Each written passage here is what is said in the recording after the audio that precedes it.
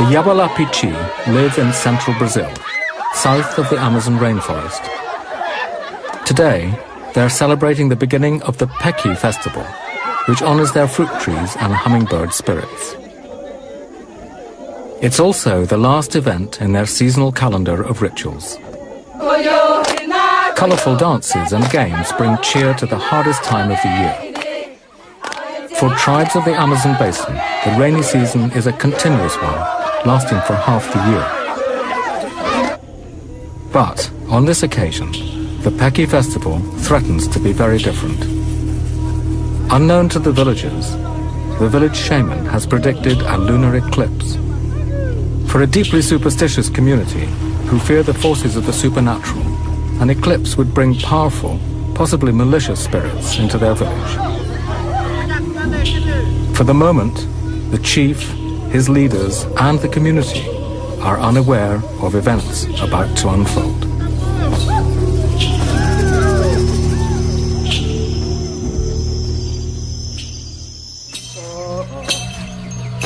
Xingu National Park lies in the heart of Brazil and south of the Amazon rainforest. In 1961, it became South America's first indigenous park and an ecological haven belonging to the tribes of the Xingu region.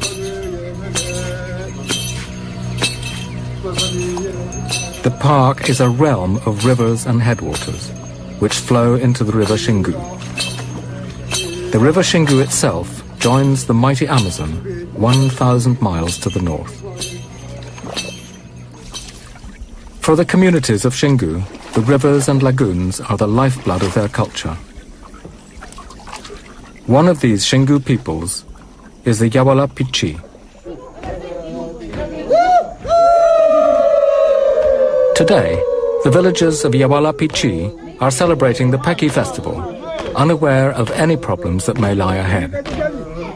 The festive games are called Alukaka, which will test the men's prowess and strength.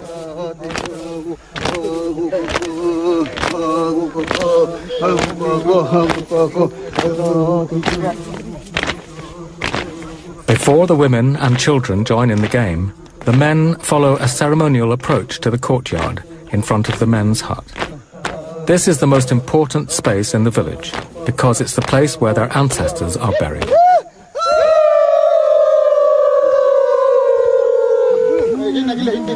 The men have oiled up their bodies in preparation for an assault by the women, and it's Chief Aritana who calls the women to the men's hut. The men can only silently await the frenzy. Women love the Alukaka games. It's one of the few times of year when control swings noticeably in their favor.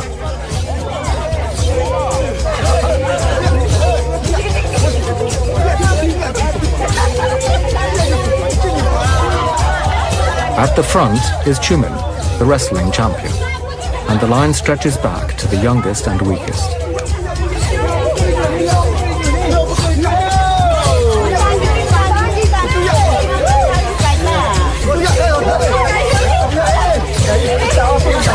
The rules of the game are straightforward. The women must break the line and tear the young warriors off, one man at a time.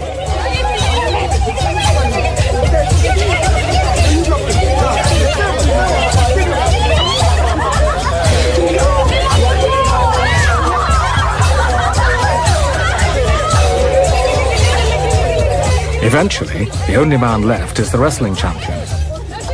The game ends when the women tear him away from the pole.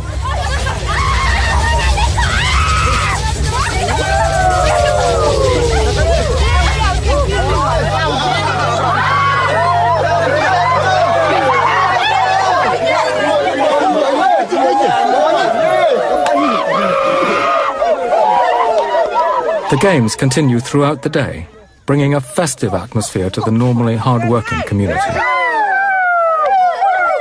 Around 200 people live in the village at any one time. Cultural events, such as the Peki festival, bring the community together. Everyone takes great pride to wear their traditional clothes and adornments. As the day progresses, the games become increasingly boisterous. The next game to be played is unashamedly sexual and great fun.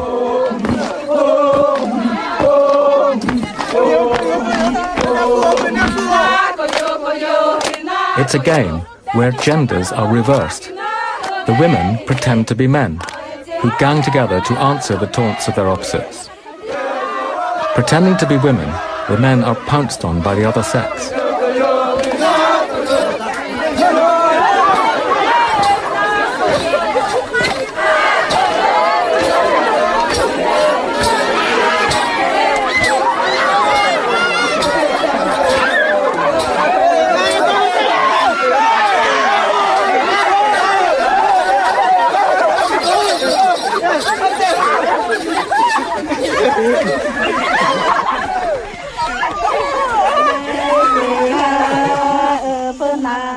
After the day's revelry, the village women go off to the river to bathe. Women bathe separately to the men, except when with their husbands or close family.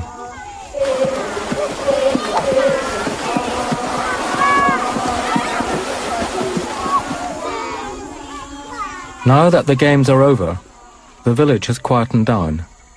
But an unexpected event has brought the Yawalapiti leaders to the men's hut.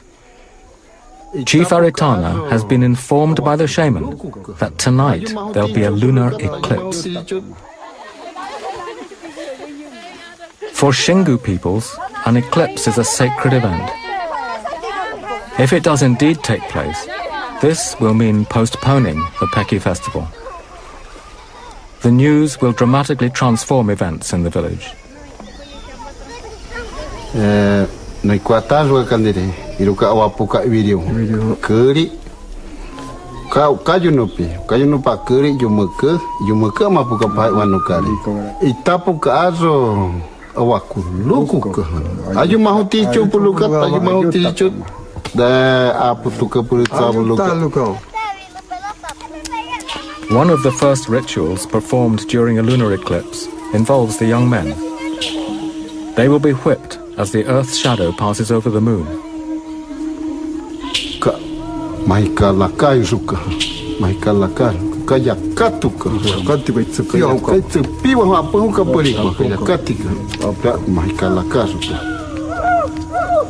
After the meeting, the men head for a small river on the other side of the village to bathe.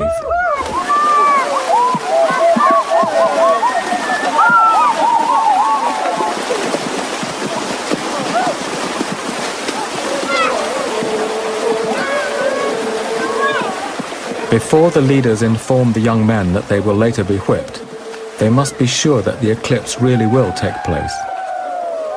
Traditionally, it's the shaman who predicts an eclipse, and a shaman has more than one way of knowing.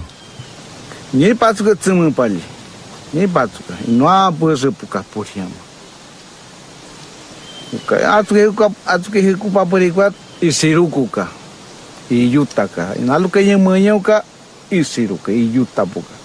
Pamau kinala itsemuka. Pa uchika itsemu punya muka.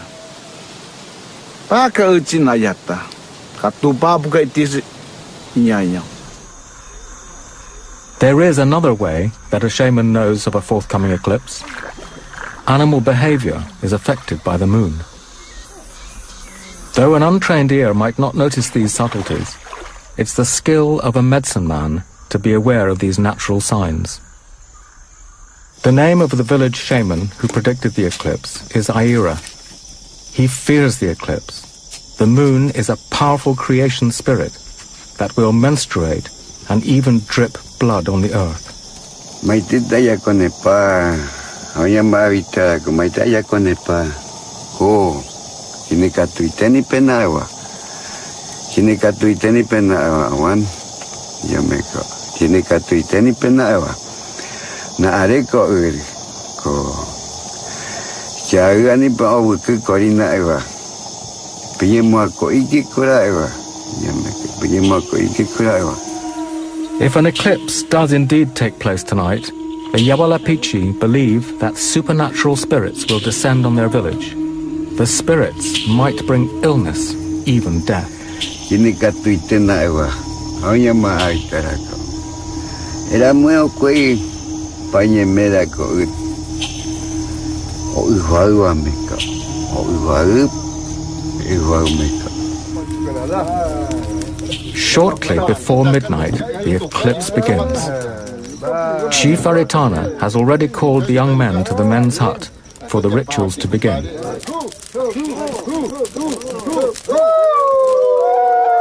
It's important that the tribesmen remain festive and good-natured. If they don't, then the spirits might punish them. An eclipse is seen as a time of renewal and an awakening.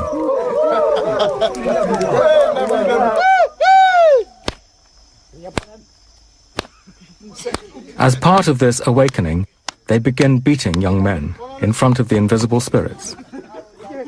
The spirits are not offended by laughter or jokes, only if they're forgotten or ignored.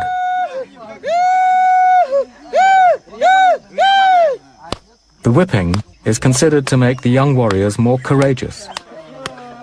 They rid themselves of old fears by running off into the dark.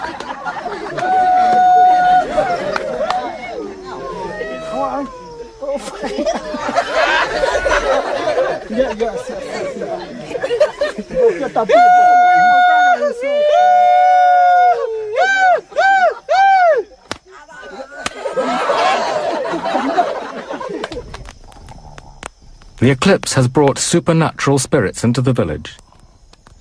The Yawalapiti respond by playing their most sacred instrument, the jakui pipes. It's taboo for women to look at these flutes, or even for them to be filmed. Throughout the night, their haunting sounds echo across the village from the men's hut.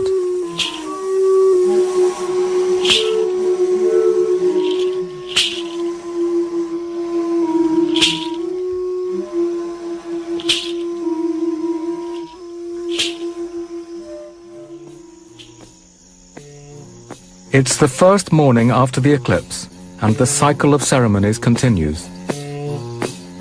A group of musicians awaken the village with their flutes.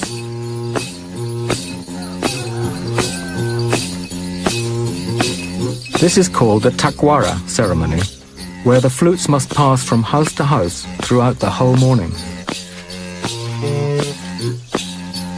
Inside the long houses, young women are being painted up to join the procession. Both mother and daughter want to please the spirits of the eclipse and show them the effort they've made to enchant them.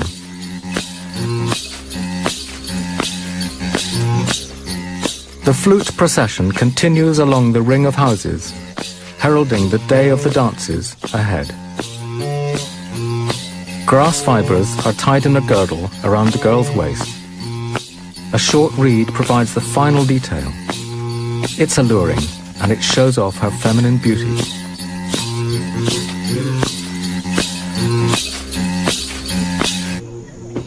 As the flute procession grows, the musicians pick up the adorned women as they move from one house to the next.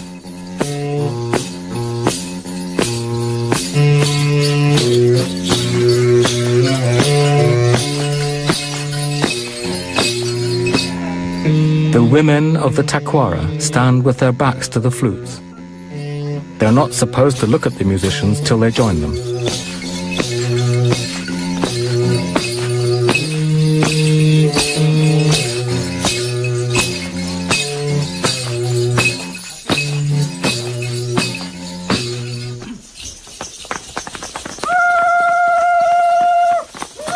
The next dance in the cycle of ceremonies is the tapanawarana. As with all the dances, it's being held to demonstrate to the eclipse spirits that they have not been forgotten.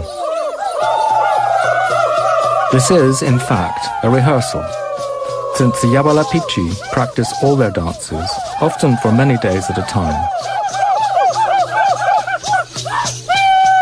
By late afternoon, it's in full swing.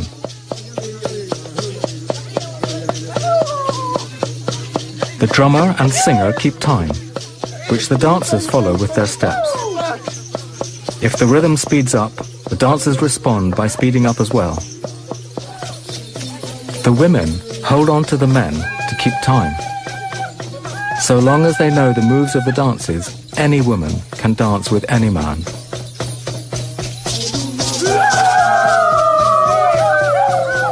The whole dance tells a mythical story about spirits of the water world. The movements of the dance, especially the swinging of arms, symbolize fish swimming in water.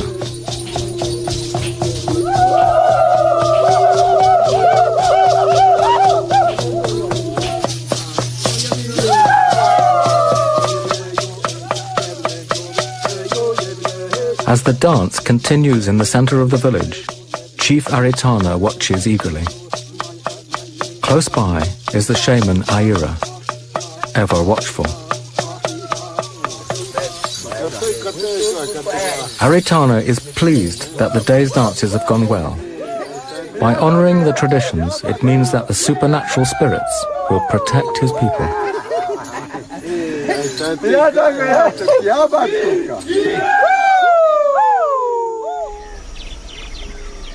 Dawn, on the second day after the eclipse. Two elders, Hinako and Yawalapiti, have gone spearfishing. The older men of the tribe still practice this traditional method of fishing, though nets and fishing lines are now common in the Xingu. But spearfishing is highly valued and highly effective.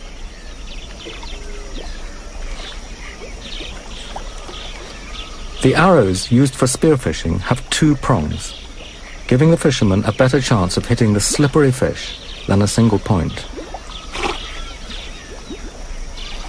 The hunter must not only be able to spot the fish through the water's glare, but aim through the surface, which distorts the true position of the fish.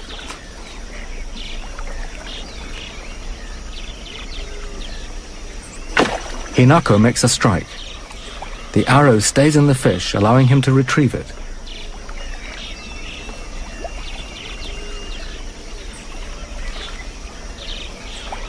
It's a perfect shot, but if he doesn't make sure the fish is dead, it might wriggle out of the canoe.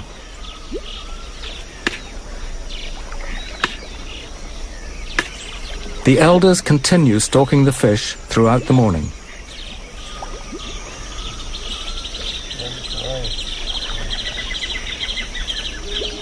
Yawalapiti fishermen know their environment intimately, especially where the fish hide at different times of day and in different seasons.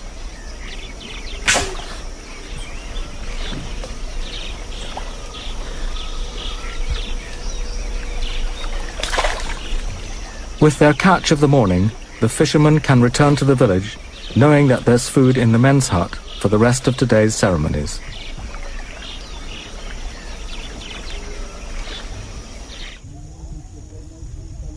In the center of the village, Chumin, the champion wrestler, waits by the men's hut for the other young men to join him. They've arranged to practice hookah wrestling in preparation for a contest that will take place during the next eclipse ceremony. The young men are nervous.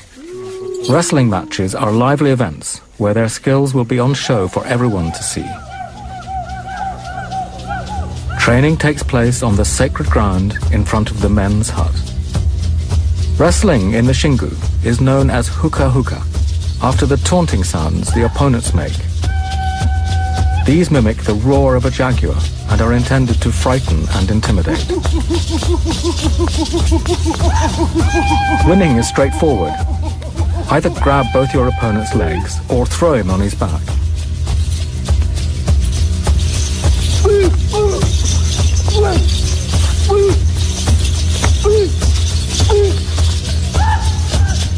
Each match usually has 2 or 3 rounds and lasts from a few seconds to a quarter of an hour. The length depends on what happens between the players, and every game is different.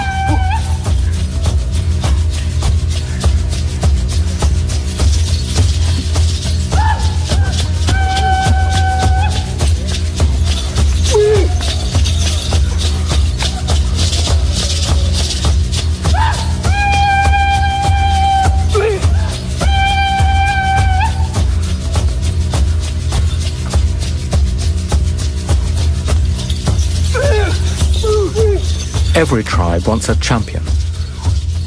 Famous wrestlers are talked about for many years after their death. Oji mamu amawa tori wa mue ko tori wa mue. Oji mamu amawa ivi ko. Oji mamu awa ivi. Na reo ko oji mamu awa ivi. O kuyawa no ku ivi ko pu. Pe tsakatuka ea ewa nyamawa ko. Tsakatuka ea ewa. A ea yenere tukinawa. A ea e miari yenere henawa nyamawa ko. Although hooka wrestling is still popular with the Xingu tribes, the young men have discovered new sports such as football. Breaking away from tradition, women have also begun to wrestle, often to the amusement of the men. Today, there's even talk that the women might hold their own contest for the next eclipse ceremony. The villagers are also preparing for the next eclipse ritual, an exchange ceremony. In the heat of the day, the longhouses are the coolest place to be. They're made from wood and grass thatch and are larger than a passenger jet. Up to 40 people live in each one of these huts. Entire families of several generations all share the same space.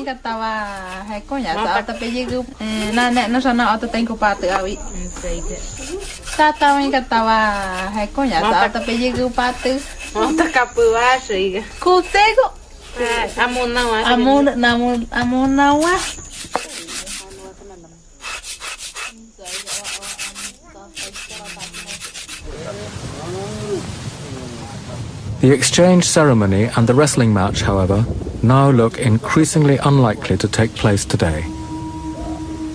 A storm is heading directly for the village. The village leaders try to drive away the thunderclouds with a spell. Aritana can only watch in vain as the day's activities are forced to a sudden standstill.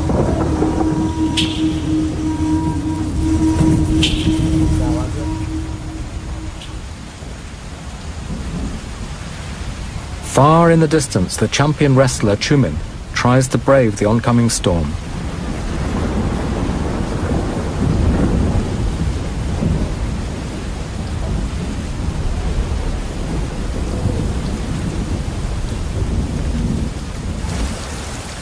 Two days have now passed since the Peki festival was first announced. The once festive mood in the village has noticeably changed. No one in the community can recall when a lunar eclipse coincided with a Peki festival. And now their best efforts to complete the cycle of ceremonies have come to a damp end. The next morning brings with it the first signs of discontent. Some villagers are complaining about headaches. Worse still, old rumors of sorcery have resurfaced. Chief Aritana is aware that problems are mounting, and it's his job to retain harmony in the village. Among Xingu Indians, even powerful chiefs have to respect the opinions of the village leaders and the community at large. Aritana has acquired a great reputation for his qualities as a leader.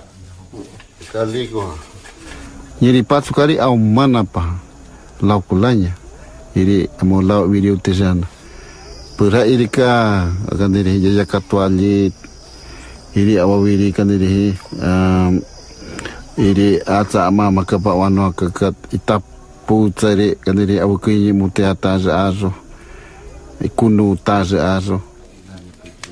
Daily life for the Xingu peoples includes the presence of ancestral spirits and supernatural forces.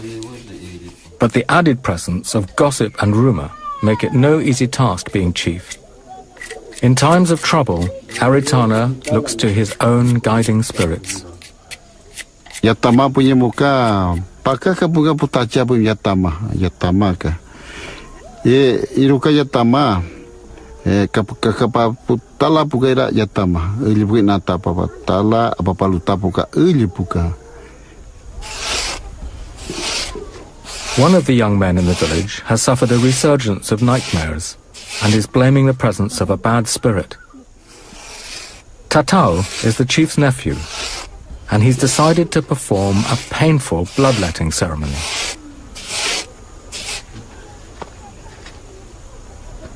The scratching implement is made from sharp fish teeth. The teeth score the skin rather than cutting it, though blood is still drawn. Scratching is a healing ritual and is often only applied to their arms and feet. Today, Tatao has chosen to have his entire body scratched.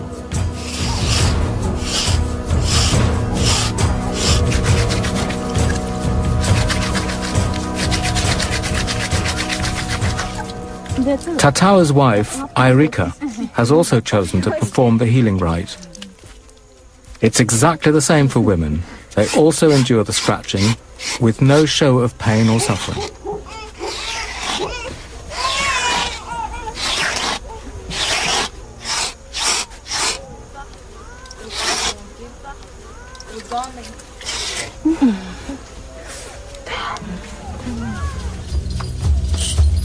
The chief has made his announcement. The exchange ceremony and the wrestling contest will now go ahead. Some Xingu communities call the exchange ceremony Moitara, but in Yawalapiti, the exchange ceremony is known as Utluksi. Because it's only a demonstration ritual to please the eclipse spirits, one half of the village is pretending to be a neighboring tribe who have come to trade.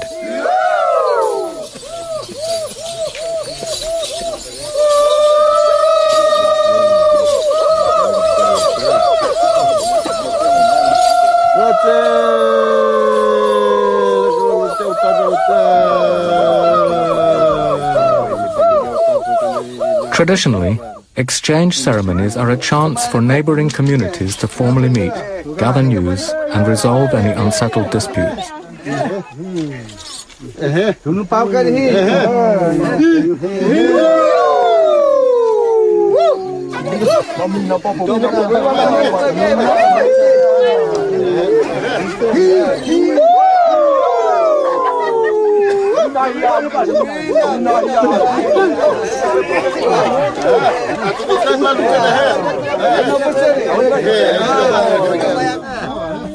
When Xingu tribes meet to exchange and barter their crafts, the event is followed by a wrestling contest. The young men get a rare opportunity to demonstrate their wrestling skills.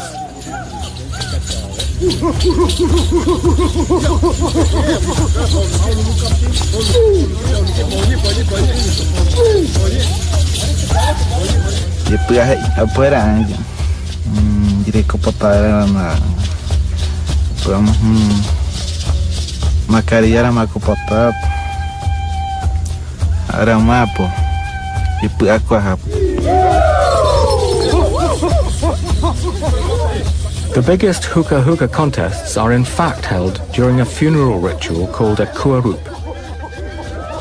But today, the eclipse ceremonies provide an unexpected chance to practice their tribal sport.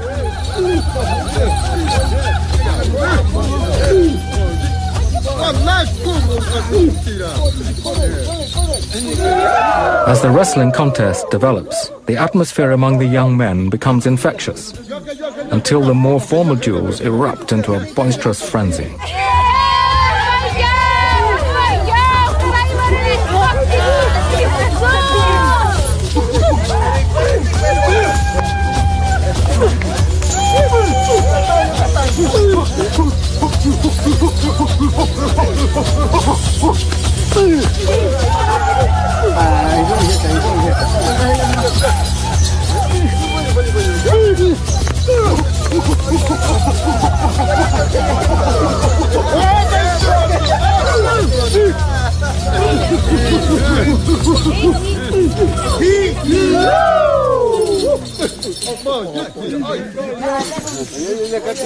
The excitement is not yet over.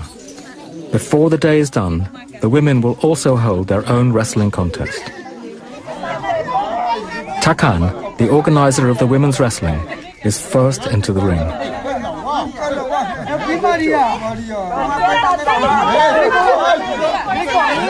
The women use the same moves and the same skills as the male wrestlers. There are no special rules just because they're women.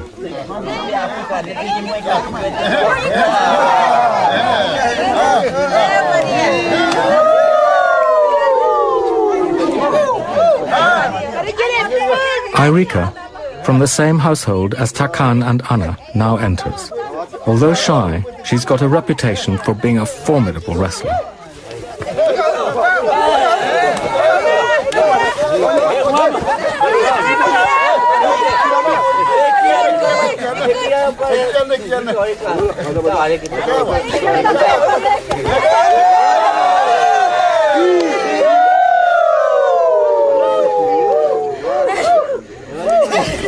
Tôi thì kinh đôi, tôi cái đó là apici coi kinh nông đát ở chỗ cô vậy, lấy bê lấy thì haki sĩ thì kinh nông đát thì anh ấy bữa kia lúc thì cái nhà lấy thì kinh nông bỏ lấy thì cái tụi bé ta nhẹ bỏ lấy, anh ấy bữa kia lúc thì nhà lấy thì cái tụi bé bỏ lấy, là thì nhà lấy bữa kia lúc thì nhẹ cái, thì cái tụi bữa kia lúc.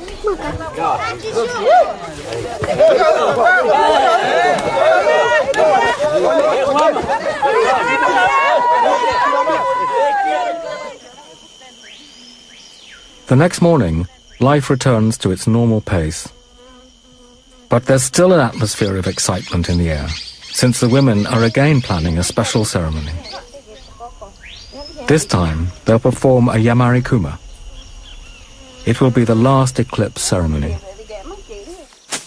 First, manioc needs to be harvested. This important vegetable is central to the survival of the community.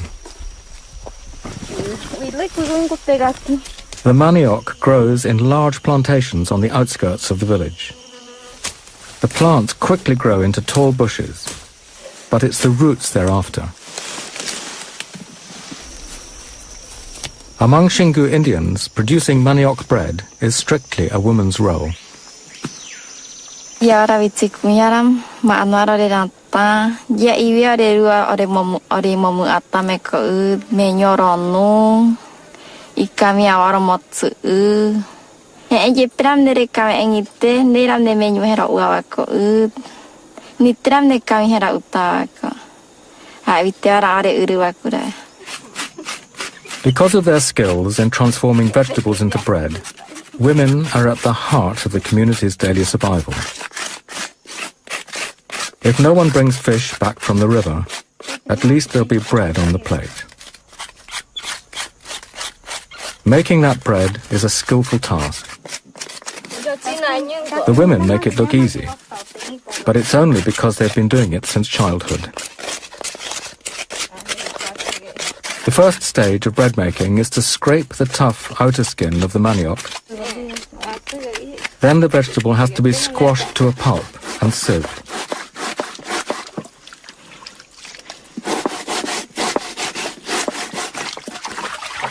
The vegetable pulp is then washed to drain the natural toxins that would otherwise make a person ill. This in turn is squeezed several times till it's purified. The sticky dough is then left in the sun to dry.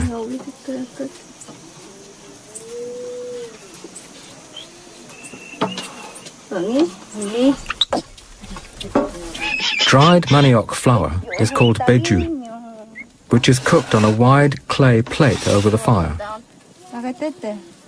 The gluten in the beju is sticky enough to hold the bread in one piece.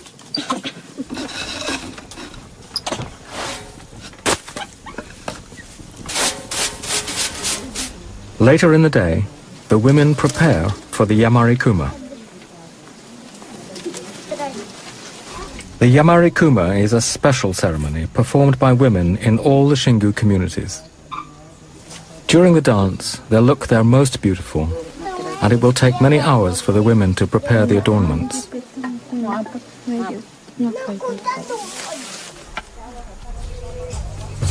The patterns have no specific meaning, except that they follow geometric designs traditional to the Xingu region. Each woman is painted according to the expression of the painter, which will always be another woman. Solidarity is strong between the women, united by one overriding fact of life: hard work. Iene kunyaram ikatu ako. Neya potat kunyaram jire kota. Ata ya ip. Maare kunyaram na jiu para na potarite. Aku ma emena ya iwa popu ya de koran. Arame kunyaram na ko potarite rak. The women usually marry around the age of 16, traditionally to a man chosen by their family. But times are changing. Takan divorced her chosen husband against her parents' wishes and later remarried. Asa to agalaha papa no to kawe niat be unupe asa to kananu na to lai sagna to pirin sa asa nanu ma ne kalaha asa to ne we shui kunya mata be piri asa agalaha asa akapin sa ba amunuja asa we ke tu papai nyama to atambiri.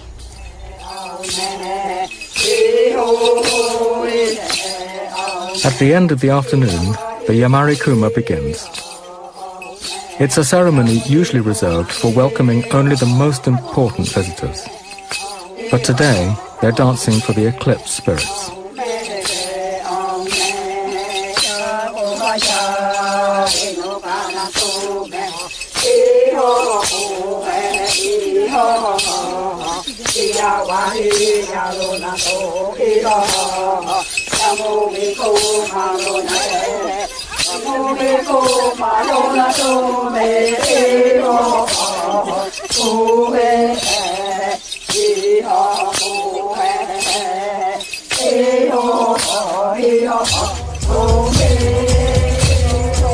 During Yamari Kumas, women are allowed to don the headdresses usually worn by men. The dazzling colors of the headdresses come from birds such as toucan, from which the name of the whole tribe Yawalapiti derives.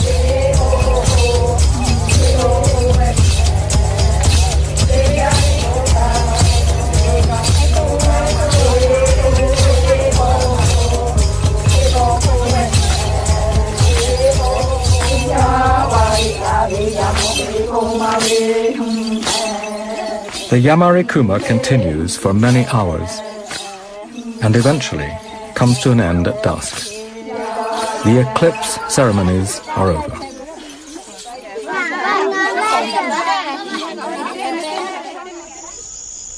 That night, something unexpected unfolds in the village. Just when they thought their problems were over, there is talk of sorcery. Shortly before nightfall, an incident took place.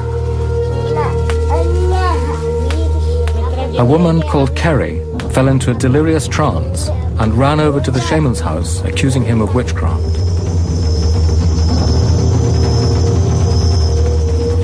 Four days earlier, the shaman predicted that something bad would happen.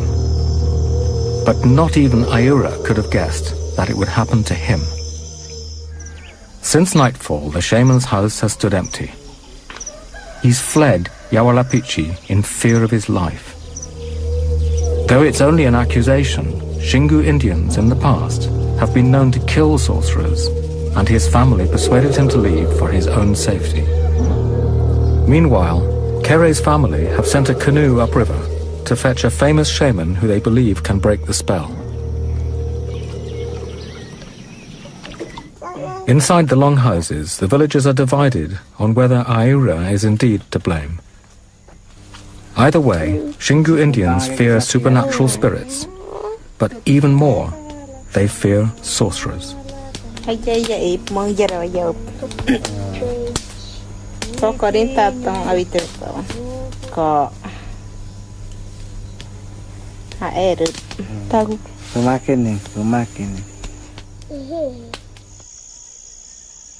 Before dawn, the renowned shaman has already arrived and begun the healing ceremony. First, he inhales smoke, which is considered sacred. There's no narcotic in the cigar, and the trance is self-induced. Nevertheless, it's the gift of a healer to be able to quickly slip into another state of consciousness. The healing ritual is by nature intense. The medicine man is fighting black magic.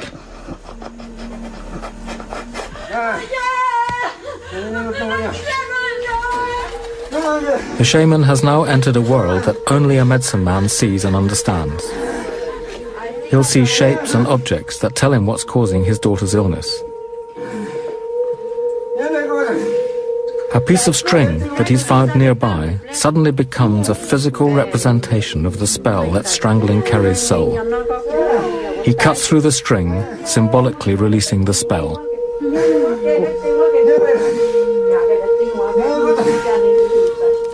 Smoke is associated with the spirit world and a constant part of the healing ritual. Kerry now relies on her father to remove the power of the sickness through hands-on contact.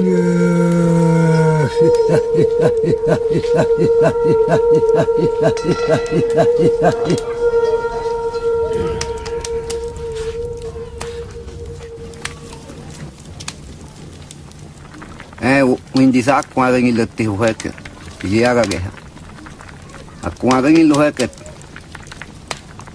Yeha, Yan Contahope had to eat Purha. Yan Contahope aquaga, either to the hand, to the Lamakina, or Puriano, Pilatiha. For the rest of the day, the village waits while Kerry recovers. Although the eclipse ceremonies are now over, they won't begin the happy Peki festival if anyone is unwell in the village. Meanwhile, 3 elders have been sent out of the village to talk to the spirits of the Peki trees. Before any festival can continue, the men must perform this traditional rite. They will ask the spirits that protect their Peki trees for more fruit in the year to come.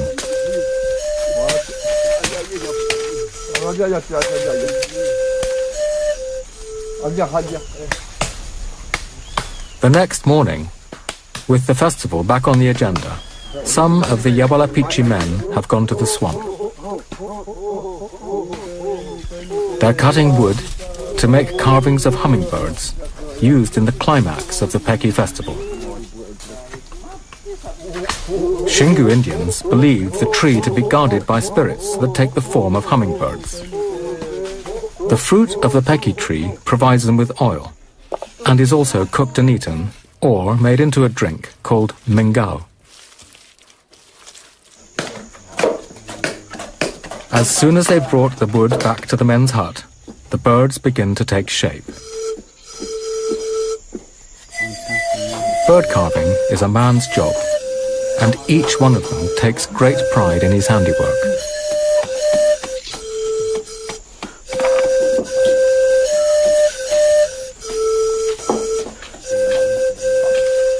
Once the carvings are ready, it's time to bring the hummingbirds to life with decoration. The Yawalapiti use the juice of a wild fruit called urukum to get the red color.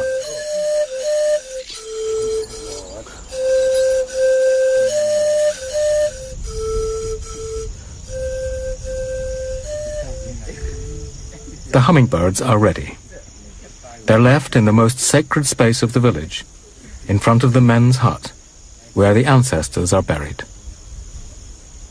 There they will stand until it's time for the bird ceremony to begin. Finally, the villagers return to the celebrations of the Peki festival. Even Aritana is pleased. They've decided to continue with the Alukaka games interrupted 5 days ago by the eclipse. Starting at the far end of the line, the women try to break off one man at a time. They're allowed to pull, grapple, tickle, thump, pry and squeeze. This, of course, can be painful for the men, and for those watching, highly amusing.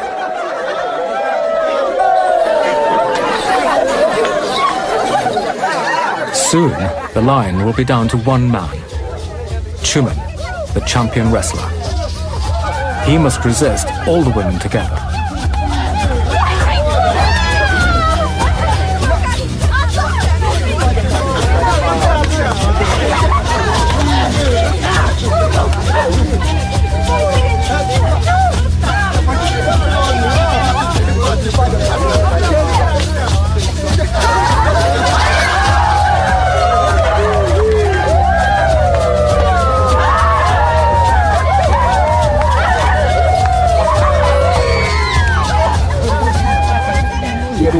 ya pena kok, Ivan atau ya ben. Tazan, kuya mera normal gitu ya. Sampai ya i, buka ini pukriawan normal gitu kan.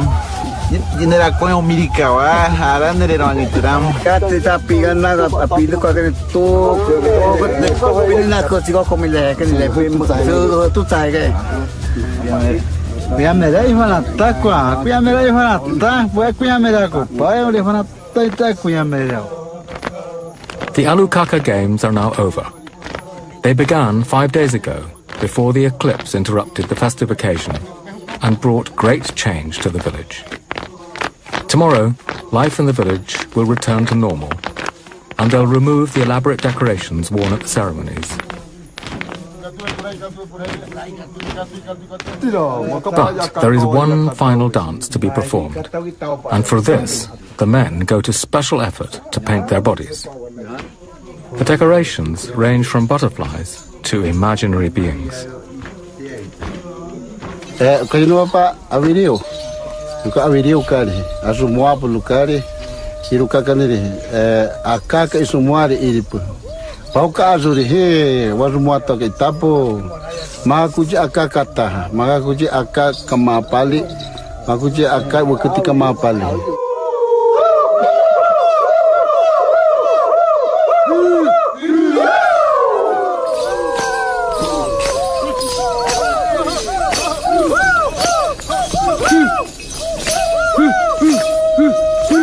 The dance of the Pecky Birds is the grand finale of the festival.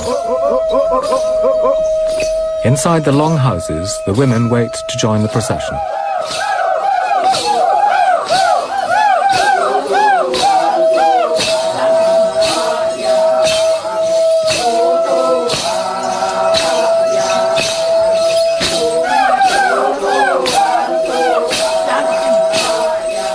Each longhouse receives a procession which moves from house to house throughout the afternoon.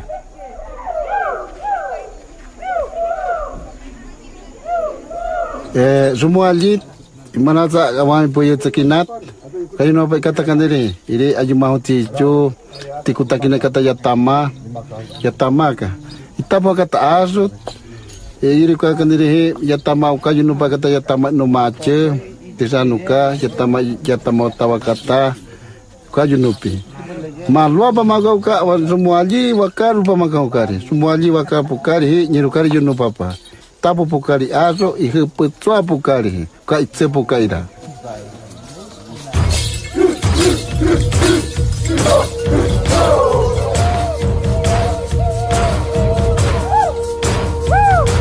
Visible to all on the tall poles are the sacred hummingbirds. The Yawalapiti believe that they are carrying the hummingbird spirits around the village.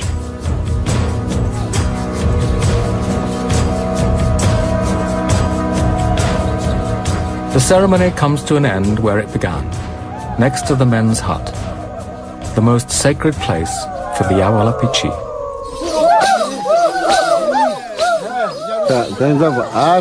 Azuka ali Yawalapiti ka azupo. Yawalapiti nyeri tibulu kali azupo. Nyeru kali iruka warata bukari azumua. Ata wati kutawa wuhuputse pari azumua ajiriu makatwari akan iri ajanya wurinyao uta iri paha video tizana apuja kanau makatari atahupari a video tizana urapatari pahapa wakayata pari iri azumua. The elders take the hummingbird carvings, which they believe still contain the living spirits, away from the village. Once they reach the Pecky tree groves, they will rest them against the trees and return home.